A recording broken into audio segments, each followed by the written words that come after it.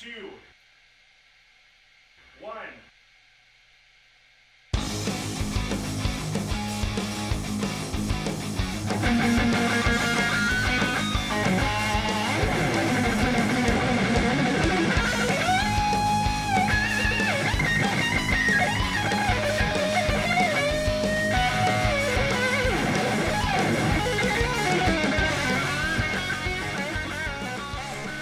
My dad's side is Portuguese.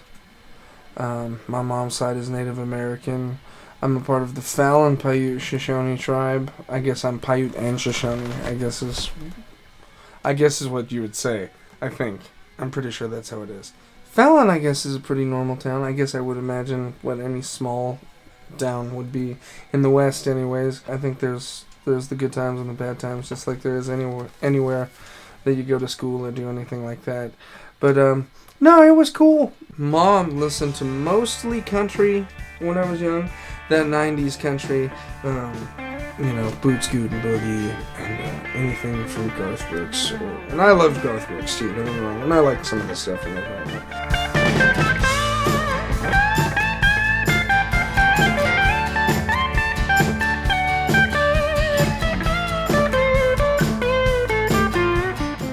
And then my dad listened to 80s hair metal primarily when I was younger.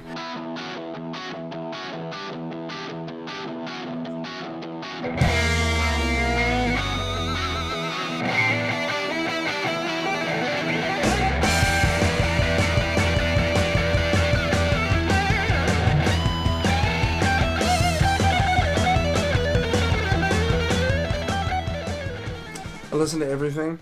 I put my music on shuffle, and there's a lot of stuff on there. I mean, it could play Enya, it could play, just like nasty satanic black metal.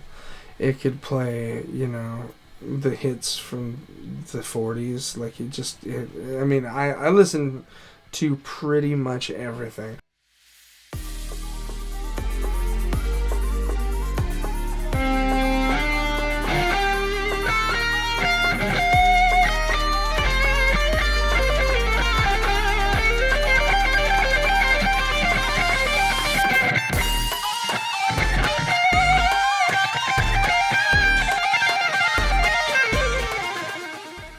When I was in first grade, I always loved rock and roll music, and at first I wanted to be a drummer. And my parents bought me a drum kit when I was 5 or 6, one of those little kid drum kits. I just had no idea what I was doing. I had absolutely no idea. I was so young and I had no training, and that was before the days of YouTube and stuff. So I put it away and just didn't do anything with it. Ended up, I can't remember, they threw it away or something like that.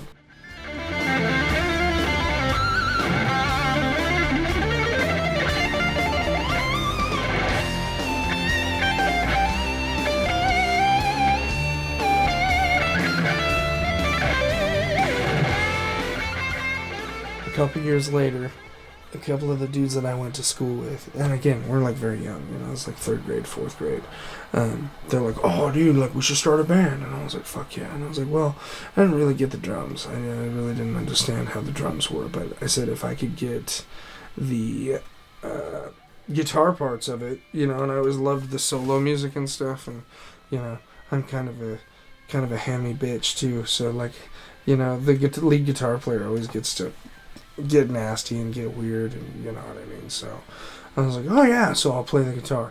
And then my parents got me a guitar for my birthday, and again, I had no fucking idea what I was doing with it. And then I put it away until I was 14. And my dad and I were driving around one night, and we were driving down the road, and Pink Floyd's Comfortably Numb comes on. The solo in Comfortably Numb, not the first one, but the second solo, the outro solo. When that hit, I was just riding the Juju train. I think I'd always ridden it, you know what I mean? But I think I was just nah, dude, I want to conduct. I want to get in there.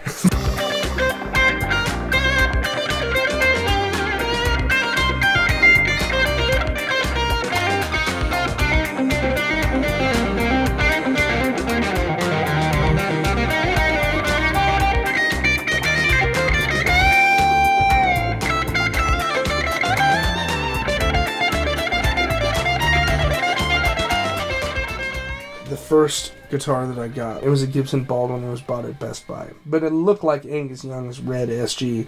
So I pulled it out of the box Christmas Day. And it had frets like this long hanging off of the fretboard. So I slid my hand down it right out of the box, just like, rock and roll! Sliced my finger right in half. And I was just like, oh, kind of like, oh shit, maybe that's a bad omen. And I was like, nah, fuck that. So I just taped it up and we go on.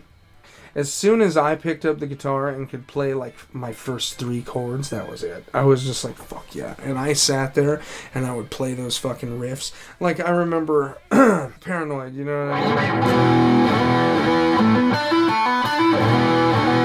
I mean? I remember Forever, or like Dawkins in My Dreams.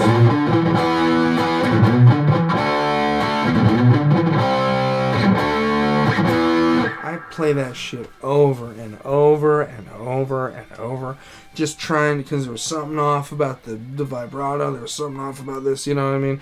That was my addiction. That was everything that I was just like, boom, that was all my focus.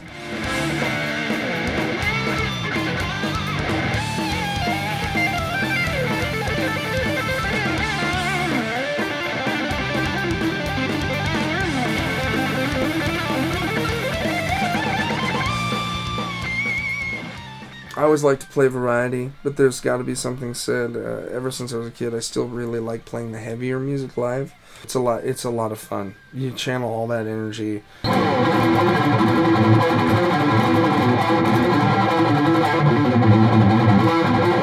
you have the bands, it's like, it's crazy.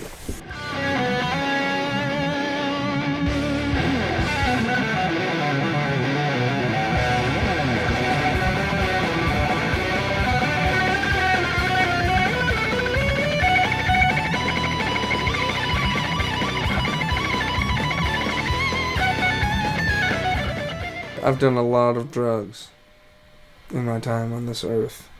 A lot. Pretty much most of them. And there is no other drug like playing live music for people and having people be pumped on what you're playing. I mean, I really think that's the spirit of rock and roll. The feeling, the lightning, the electricity of it. You can always have something to lean on if you have music in your life. You always have a friend there. You always have something that can bring you some comfort, And music can be made without an instrument. Music can be made on the fly anywhere. So, yeah. Rock and roll. I love that shit.